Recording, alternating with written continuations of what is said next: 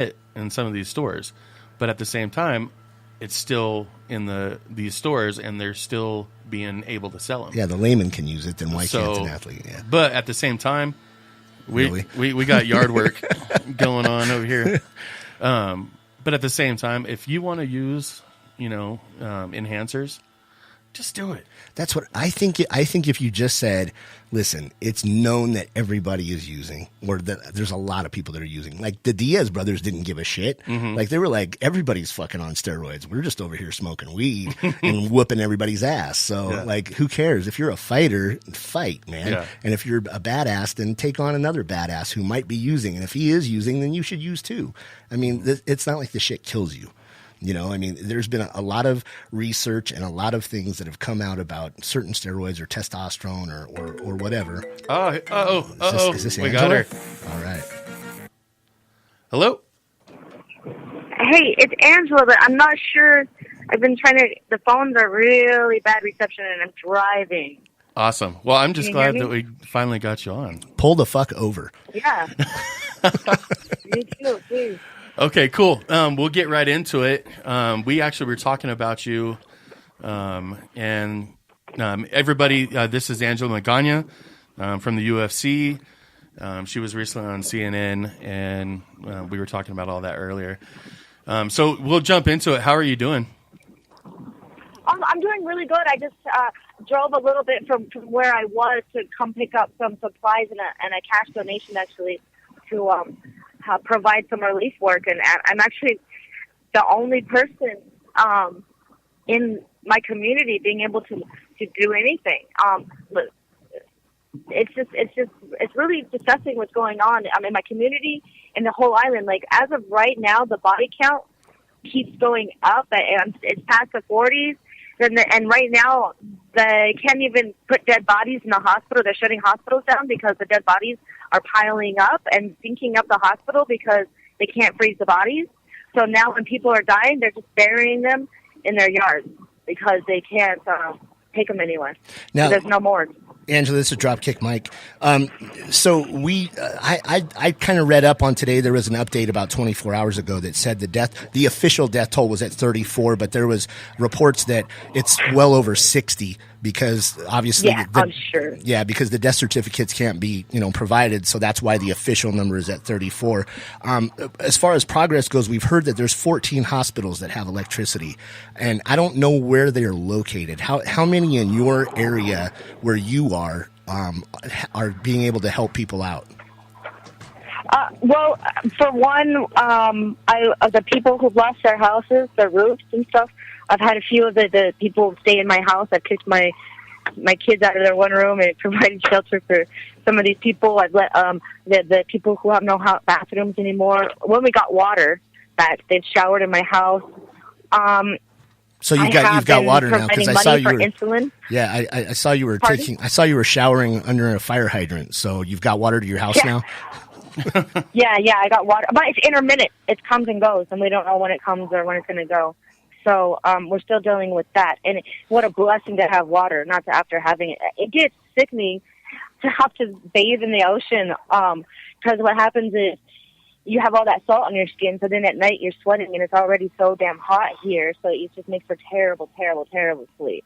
Now, are you seeing any kind of relief roll into your area? I mean, what kind of relief are you seeing? I know the gentleman that raised like $50,000 on his GoFundMe account. You called him out, and he actually showed up and brought some stuff to you. So, what other relief are you seeing right now? But the thing about him was, this is supposed what happened. A lot of the stuff that he brought was donations to him, and I think maybe of all the money that he raised, only 10% was seen, maybe 10%. Not even that, I believe, was seen in La Perla. Because after you go for logistics and organizing things, and you have to pay people to go buy the stuff, pay them to bring it, pay for your security to be there, pay for everybody, get all your social media people there. Like, most of that was him paying himself. Yeah. And then bringing some stuff. So there has been zero besides him. Roberto Alomar came and brought some stuff as much as he could. He was the first person to come and help. The most help we're getting are from strangers, people who I found online. I got diabetes medication today. The other day I was giving money out to the people who didn't have their medicine. We had over like 100 people in our community getting sick, going into rashes. And yesterday we found a ship, USS Navy, the Comfort. I don't remember the exact. I have their hat right here. USNS Comfort. And it's a fully operational floating hospital. And they were providing full medical care. But the really sad thing was the first day nobody knew because they only saw 4 people the first day. And it's a fully functioning hospital. The problem is that nobody knew about it because even if you have a cell phone and you have a little bit of, you can find a place with signal, none of your apps are downloading, so nobody can look at Google. Everybody in Puerto Rico is shut off from the news. And I believe if they knew what was going on and what little bit I've heard through these interviews and people I talked to like yourself, people here would be irate. They are, like, there's so many suicides happening. They don't even know that they're saying that there's aid and help because there's nothing. Nobody's receiving. The only thing I've seen now is that ship. FEMA has done nothing. It's been over 2 weeks. There are people who we got evacuated and they were told to go back home, a 90-year-old woman to go back home with no roof. And that's who I actually now have a separate fundraiser just for that woman to rebuild her house from some people from Panama. And I provided her diabetes medicine this morning. So like every day is searching for medicine, food for people. And yeah, it's crazy. Well, I want to commend you for just what you've been doing. I mean, I know You've been highly active. You're posting on Facebook, and that's good because it's raising awareness. But you've been very active in trying to help out the people, in your community and elsewhere. Tell anybody, just so it's out to our listeners, where can people donate, send money? How can they? What kind of products can or any kind of aid can we send? Where can this go to? Well, like right now, the most things that we would benefit from would definitely be people to send tarps through FedEx to La Perla. You can find the information on my fan page. There's a GoFundMe for Puerto Rico, Help Puerto Rico. GoFundMe that I set up. Also, before I was able to set that up, and I went on CNN, I wanted to get the word out really quick on CNN too, where to donate using that platform. So it was through my PayPal, which now has a donation link button through the nonprofit organization and Fit for Life. am.com, and there's a donate button that you can do there. Best thing would be to go online and on my fan page or my Twitter, and there's easy ways to know how to donate. And the thing about that is I'm volunteering all my time. I'm volunteering all my time and spending my own money helping these people. So you don't have to pay for logistics. You don't have to pay for anything. And also, if you don't want to lose your 3% to PayPal or however much 7% of your GoFundMe takes, then you can directly deposit into the First Bank, the nonprofit gym that my boxing gym has. So what you're saying is you're not pocketing any of this money? No, hell no. I've been giving money out. The thing that people don't realize is I've been teaching boxing and running a gym that I'm in this building, but I run it in the basketball court of the gym for 9 months. I've already been doing relief work. I've already been giving money to people that need it in the community for medicine, or I've already been doing that for months and months for since I've gotten there. That's the reason I moved into that community, because I saw a need for it when I was there on vacation. No, and we don't. But now I don't charge anybody to teach boxing. It's all for free. So I've already been doing tons of community work, but now I've just used my voice and my followers to try to and my reach, and now I'm using that to just create awareness and get these people more help. Like, it's more than I can do. Yeah. So, and now I'm reaching out, and it's a crazy thing, because now we're all just trying to survive. These people are trying to survive, and they, you forget who the junkies are, the druggies, who the hitmen are in the neighborhood. And when you're all just sitting there trying to survive, like, that all goes away. You don't care if it's a junkie or a hitman or somebody who abuses their wife. Everybody, like, it doesn't matter if they come crying to your door for water. You're going to give them water.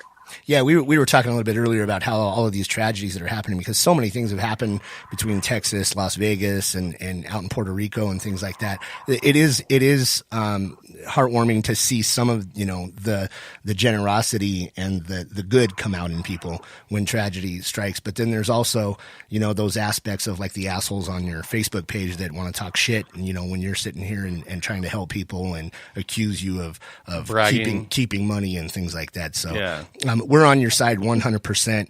I want to ask. Yeah. Thank you. And they can come check it out. Like, why don't you guys come for yourself? Like, all these people, I guess people are getting mad and because like, don't you know there's relief and there's aid? And it's like, I'm sitting here all over the island providing the only relief and aid in my community. So don't tell me that it's all over. Don't hear me. And why don't you take some people to the supposed aid that's there? And supposedly, like, FEMA set up a camp. It's actually at my daughter's school in Santurce. But why is it 2.5 weeks later? I don't get it. I'm happy that it's there, but supposedly FEMA's been here for 2 weeks, but did DC just give the go-ahead? Like, there's so many weird, fishy things going on and so much that nobody knows about. Like I said, like, how terrible is it that you can't even, if you're dying or if your friend, somebody dies, like, you can't even go to the hospital. The hospitals are being shut down, and you got to bury your family in your front yard. You can't even, the hospital won't even take a dead body right now. Yeah, no, I can't even imagine some of the things that you guys are going through. It's ridiculous, and we're praying for you. And the thing is, and the thing is, I could have Dana, I've been in contact with him, I could have him fly me out today if I wanted. And the thing is, if it's still like this when it comes to my fight time, I'm going to stay and I'm going to fight. And I'll still have my fight. I don't care because I'm going to bring awareness to my people, for my people in the community. And I believe living in these uncivilized conditions only is going to make me harder and stronger for war. Like when you're in the, I guess, in the military is only I could compare it to. Like, they're not sitting in air conditioning training, and in an air conditioning eating, like, the meals. Like, I don't even have fruits and vegetables. Like, food is very limited here. Like, I'm in some uncivilized conditions, and it's only going to make that win easier for me, honestly, when it comes that day when I get to fight in an air-conditioned place and be where there's, like, running water all the time. It's going to be it's going to be much easier than the conditions I've been dealing with. So I feel like this is actually going to make me a better fighter, going to make me stronger. Like I said, in the military, when you get ready for war, you're not sitting in air conditioning. You're not having it ready and nice when you prepare for war. So I'm preparing for war. I'm preparing for war the best way I can. Are you actually able to train right now, or are you just kind of? I mean, you're not. That's not even close to focus for you right now. Last night I got to show up to jiu-jitsu about an hour and a half late.